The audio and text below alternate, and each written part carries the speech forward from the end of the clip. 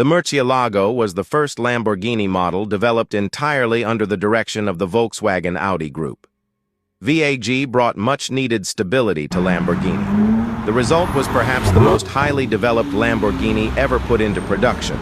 The Murciélago was built around a tubular steel space frame, reinforced with a carbon fiber honeycomb center section and underbody. A permanent four-wheel drive system utilized a rear differential integrated with the engine and a viscous coupling center diff that transferred power to the front wheels. Torque distribution was 70% rear and 30% front. It had a 6.2-liter V12 engine, producing 572 bhp. This allowed it to reach a top speed of 207 mph, with a 0-62 mph time of 3.8 seconds. It was initially produced with a 6-speed manual gearbox that offered faster shift action than before.